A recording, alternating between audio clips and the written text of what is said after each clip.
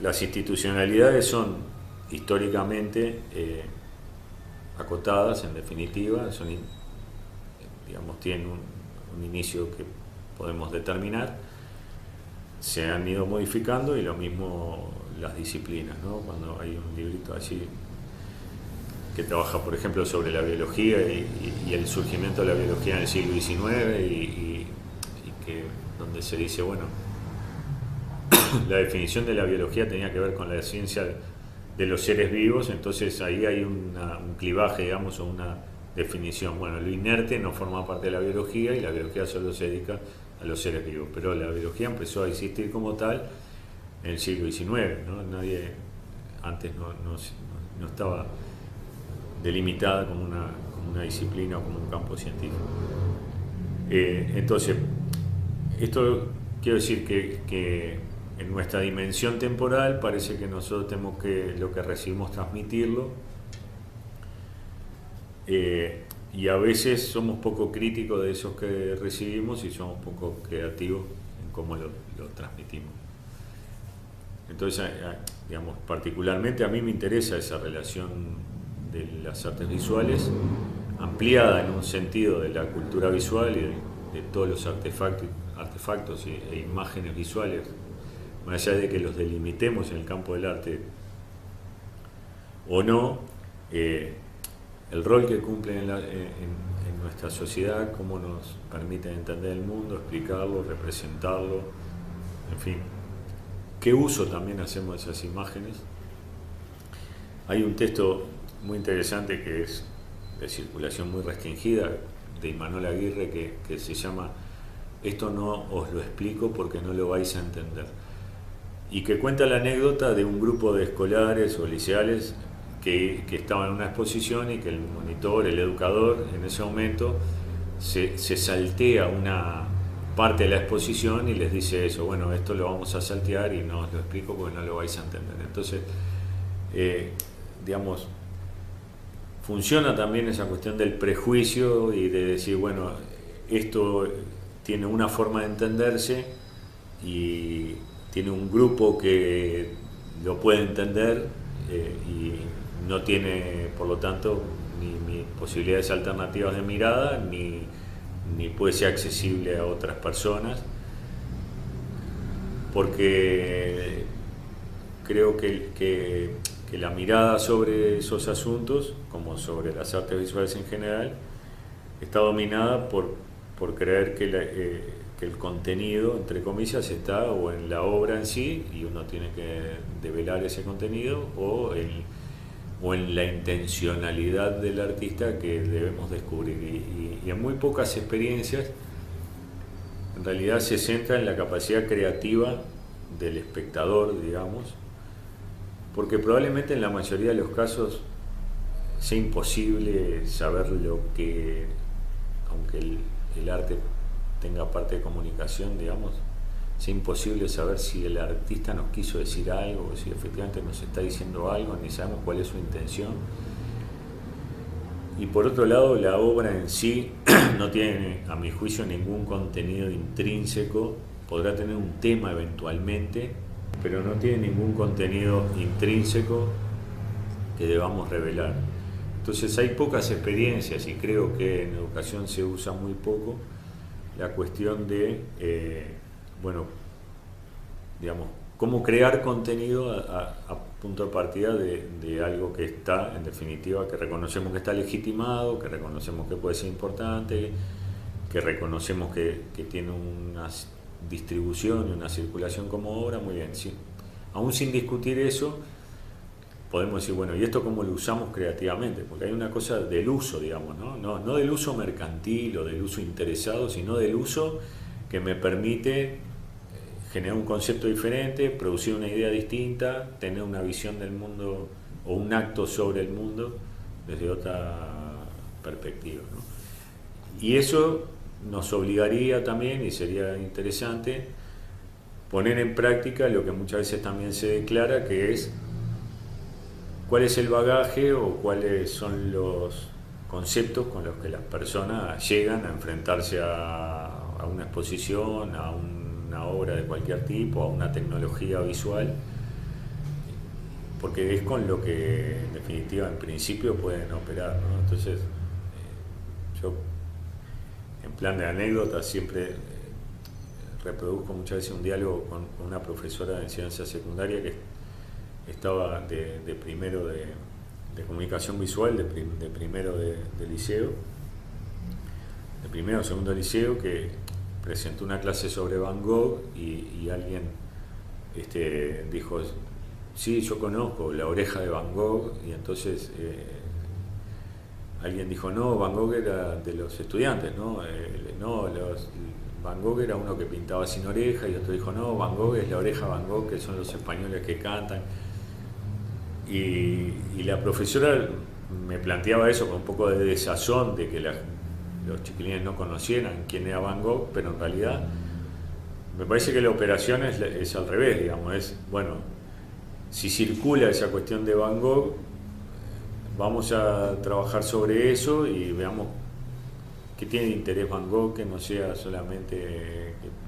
un campo de girasoles amarillos o una sillita o la anécdota de la oreja. Entonces,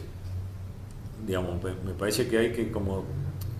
que tomar esas cuestiones más allá de la declaración de veamos cuáles son las referencias de los estudiantes, veamos cuáles son las referencias de las alumnas,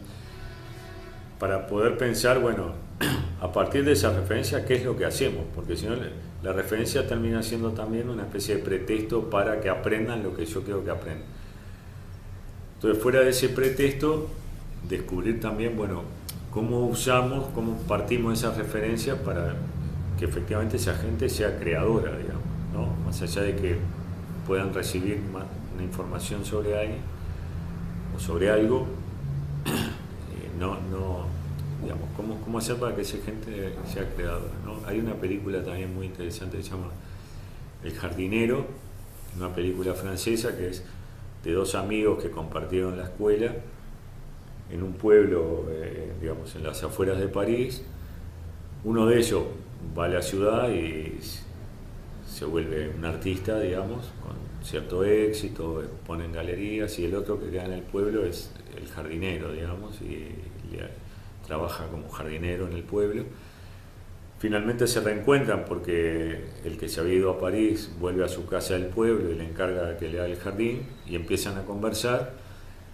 sobre sus anécdotas anteriores y empiezan a conversar y a discutir sobre cuestiones de arte, hasta que que era pintor y artista y estaba en la ciudad lo lleva al Louvre y llegan al cuadro de la Libertad guiando al pueblo, y el jardinero le dice, sí lo conozco porque lo conozco por los billetes y por el almanaque que mi señora tiene en casa, que siempre cambia la hoja de los meses y deja la imagen del cuadro porque le gusta mucho. Entonces, esa escena es muy interesante porque permite ver de dónde se sacan también las referencias, ¿no? Entonces, yo qué sé, cuando el programa de escuelas públicas habla de Kandinsky, ¿cuántas personas van a ver efectivamente un Kandinsky, digamos? Entonces ahí hay ¿qué pasa? Hay una sobrevaloración. Por un lado hay una sobrevaloración de la obra de arte en su necesidad de presencia, digamos, ¿no? Donde para mí hay algo medio contradictorio y de mucha tensión, que es, o el arte tiene que ser vivenciado en el directo, y entonces uno tiene que enfrentarse a la obra, o la imagen visual de la obra está un poco independiente de su soporte original, por decirlo así. Porque cuando el programa de escuelas públicas habla, creo que es para sexto año, de Kandinsky, probablemente la mayoría de los niños no van a ver un Kandinsky en directo. Lo podrán ver en la vida si tienen suerte de viajar, o posibilidades, pero difícilmente lo vean o lo hayan visto. Entonces, sin entrar a discutir si eso tiene valor o no, digamos, me interesa discutir qué otros soportes y tecnologías podemos usar para trabajar sobre las imágenes y entonces estamos trabajando sobre imágenes visuales que estrictamente no son imágenes, no es la imagen del arte, es la imagen de Kandinsky bajada en la ceibalita o en la computadora o sacada o en la imagen de la Croix sacada de un billete o la imagen de...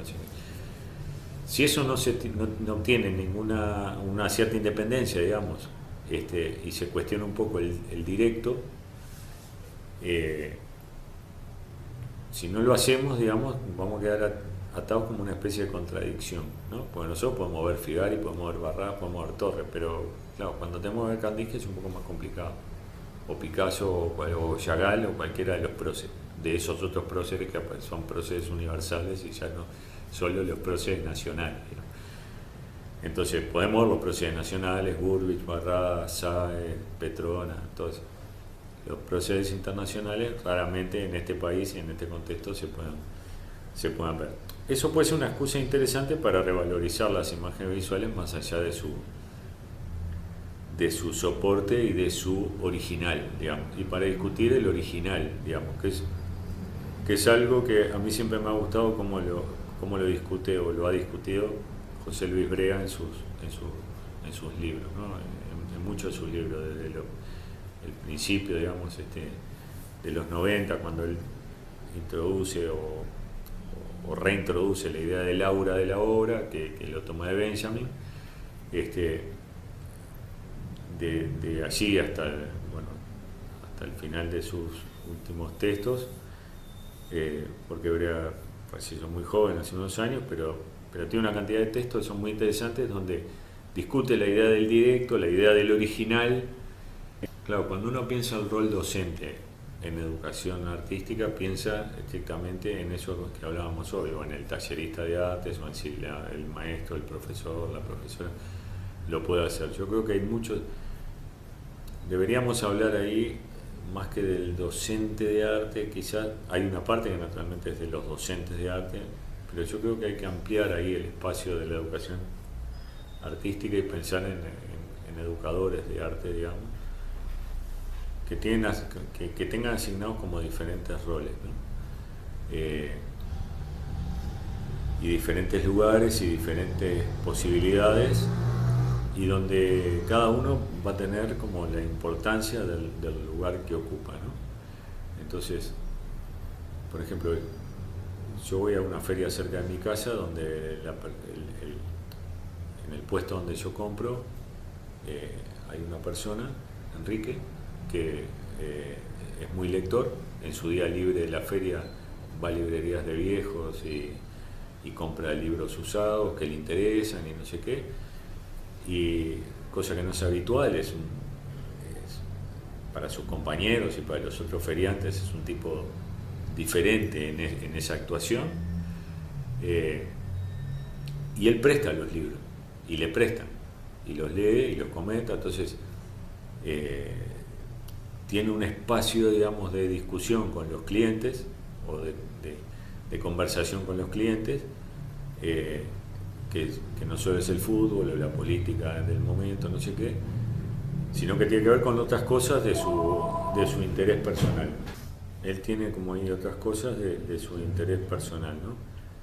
Y otras conversaciones, entonces, la otra vez hablando con alguien, una escritora que lo conoce y que le ha regalado algunos libros y que no vive en el país, me decía, Enrique es una persona que es distinta a las otras personas que trabajan en la feria, obviamente, y que cumple un rol cultural muy importante, y en definitiva es un pasador de cultura. Y me gustó ese concepto de ser un pasador de cultura, digamos, y de ese rol, ¿no? Entonces, porque uno, si no, para sacar también un poco de la cosa así de la cosa más,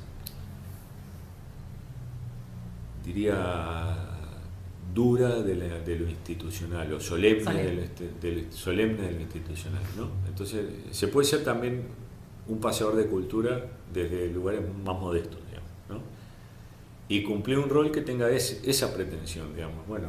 Mi rol es ese, compro libros, los paso a otros, leo lo que me prestan y genero una posibilidad de conversar, de hacerme una idea del mundo, de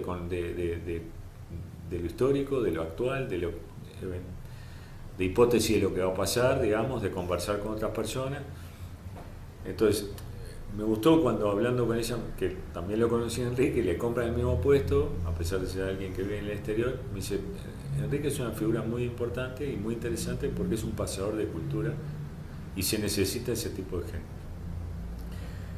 Y me parece interesante pensar en los educadores como pasadores de cultura en ese sentido, ¿no? Como provocadores o como motivadores en ese aspecto, ¿no? Que es un aspecto de construcción, ¿no? Porque aún en esa idea de lo que hace Enrique, digamos así, él pasa el libro y no dice, tenés que leer de la página 52 a la 84, ¿no? Lo pasa y después lo leíste y decís, vamos, ¿viste la parte que dice tal? Sí, vos que te interesó y genera como una cuestión. Entonces, está claro que ese es un rol no profesional, por decirlo así, y no voy a caer en la ingenuidad de pensar que ahí hay un modelo a seguir, pero sí hay ideas de construcción de una posibilidad pedagógica, en esa idea del pasador de cultura, en esa idea del uso, en esa idea de la posibilidad de construir con otros y de discutir con otros. Que me parece que hace falta en la cuestión de la educación artística,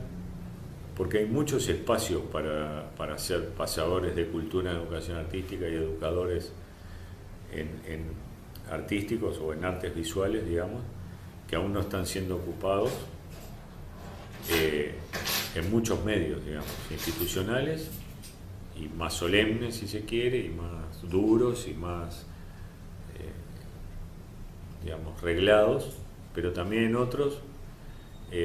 menos institucionalizados, menos reglados, más inorgánicos, e incluso que pueden servir también de elementos de transformar prácticas mucho más consolidadas y mucho más legitimadas. Entonces me parece que por ahí viene un poco cuál es el desafío, ¿no? Esto tiene que acompañarse con formación, tiene que acompañarse con reflexión sobre nuevas situaciones que van surgiendo. Hace poco me invitaron a un encuentro que organizó el Polo de Cultura de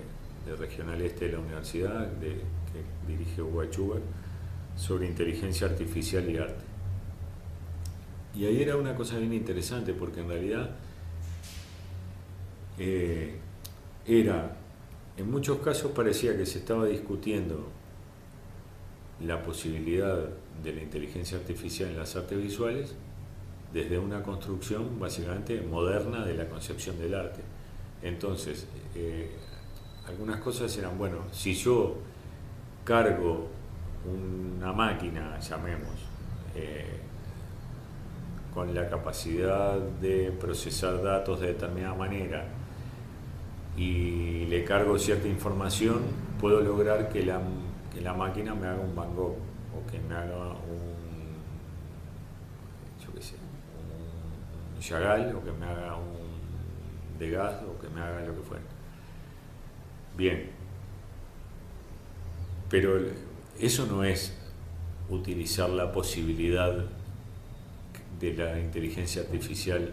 creativamente, digamos. Eso es tratar de mimetizar cosas que ya están legitimadas, desde mi punto de vista, ¿no? Me parece que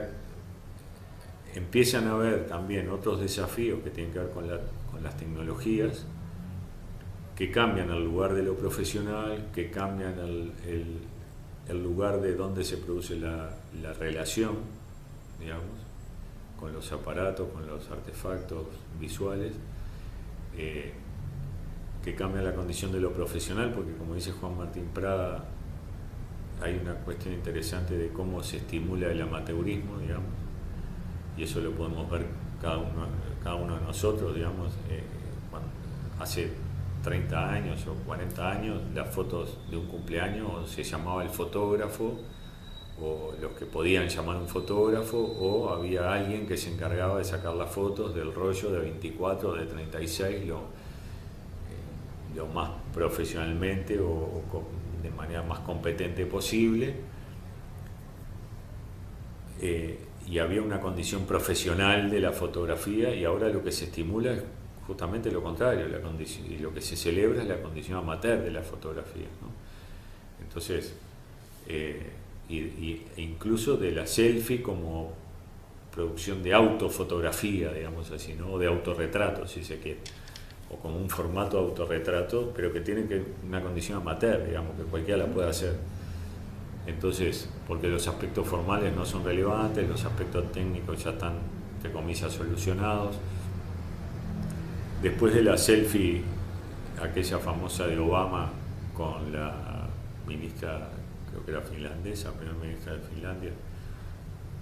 que en realidad nunca vimos la selfie, es decir, no sabemos cómo quedó la selfie que se sacó la primera ministra con Obama, vimos la foto de la selfie, pero a partir de allí hay un texto muy interesante de Nicolás Mircea, que es un tipo que trabaja sobre la cuestión de cultura visual, y que él reseña que en el diccionario de Oxford la palabra estrella del año 2013 fue selfie, porque fue todos los años el diccionario de Oxford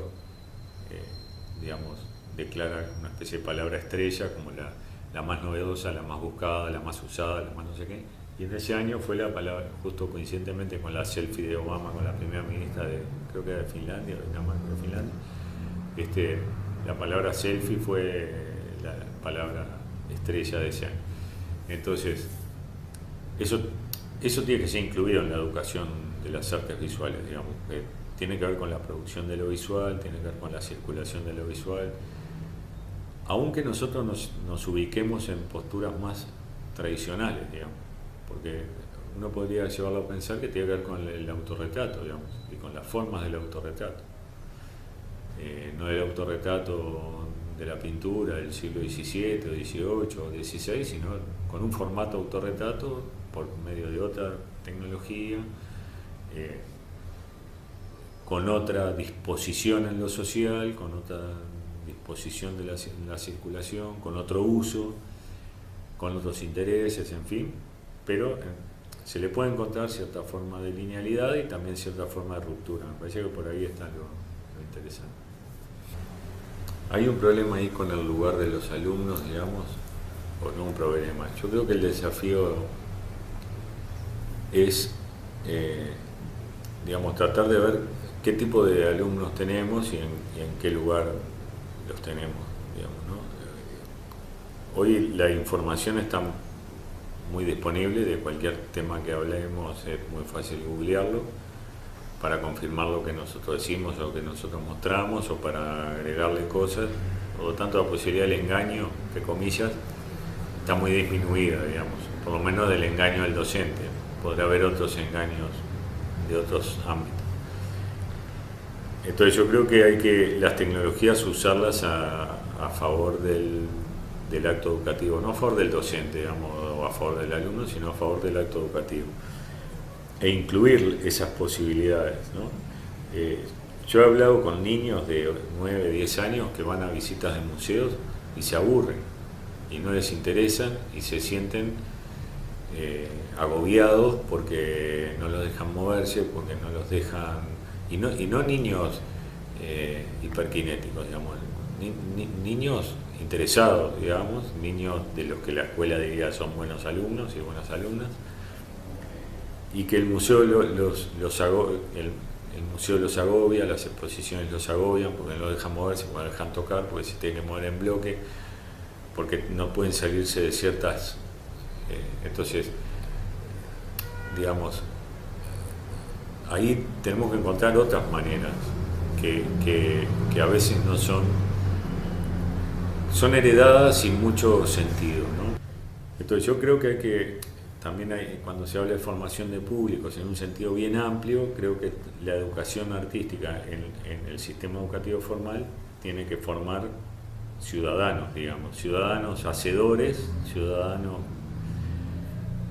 creativos, pero el que el hacer y la creación no sea exclusivamente la transformación manual de lo que efectivamente son las artes plásticas, que es la transformación manual, sino que el hacer y la creación puedan tener que ver con la construcción de narración, de relatos y no sé qué, aunque uno no transforme nada manualmente, sino que piense artísticamente, digamos, en el sentido de posibilidades que dan las artes visuales, que dan las imágenes, que dan los artefactos tecnológicos que soportan las imágenes, etc. Entonces no vamos a estar formando exclusivamente el alumno que va e interpreta la cuestión en función de un eje del programa, sino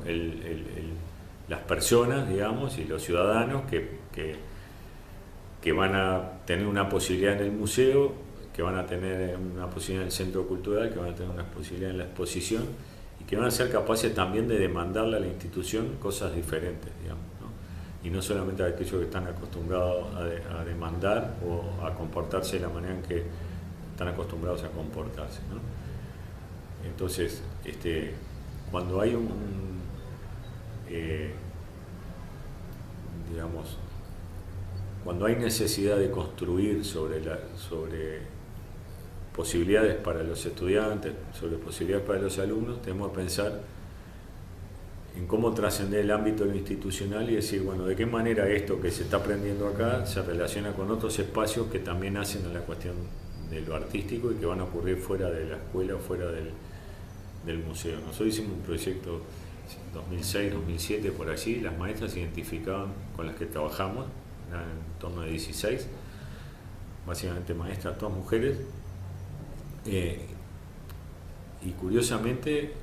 en aquel momento identificaban el mayor problema para asistir a los museos, el costo del transporte. Y el problema mayor era el transporte, cómo hacían para llegar a la institución. Entonces, a veces uno parece que está arrancando como de situaciones bastante más atrás, digamos, de los problemas sobre los que necesitaría preocuparse. Ahora, una vez subsanado ese asunto del transporte, que no debería ser un problema, cuando nosotros despejábamos esas cuestiones más prácticas, ellas decían, bueno, nosotros que queremos formación en arte contemporáneo, porque sentimos que no tenemos formación en arte contemporáneo, sentimos que hay algo del arte contemporáneo que deberíamos conocer y saber para aprovechar mejor la oferta cultural y la oferta expositiva y la oferta creativa, etc. Y me parece que eso tiene que ver también con las demandas hacia las instituciones, ¿no? Porque es cierto que yo creo que más allá de casos puntuales o de exposiciones puntuales, yo creo que se asiste poco a los museos. Los estudiantes de arte creo que van poco a las exposiciones, como creo que los estudiantes de teatro van poco al teatro, seguramente. Es una intuición, pero sí, pero es muy probable que sea así. Se puede hacer una prueba muy fácil en cualquier aula universitaria de artes o de cualquier arte y decir, bueno, quién fue a un concierto en los últimos 6 meses, quién fue a una exposición en los últimos 6 meses, quién fue a un espectáculo de danza en los últimos 6 meses. Y de alguna cosa puede haber la mitad de la gente que haya ido, pero ya a una exposición y a un espectáculo de danza ya eso se reduce a menos la cuarta parte y así. Entonces, yo creo que ahí en la formación de los alumnos hay una cuestión que es lo institucional y otra cosa es la cuestión de los ciudadanos, digamos, o de la formación cívica o para la ciudadanía, de generar personas con apetencia en lo cultural, con apetencia en lo artístico, con actitud creadora, digamos, con posibilidades de creación y que sientan que la creación no es solo la transformación manual de un objeto material, sino que son creadores también cuando participan de instancias en la escuela, en el liceo o en otros espacios culturales.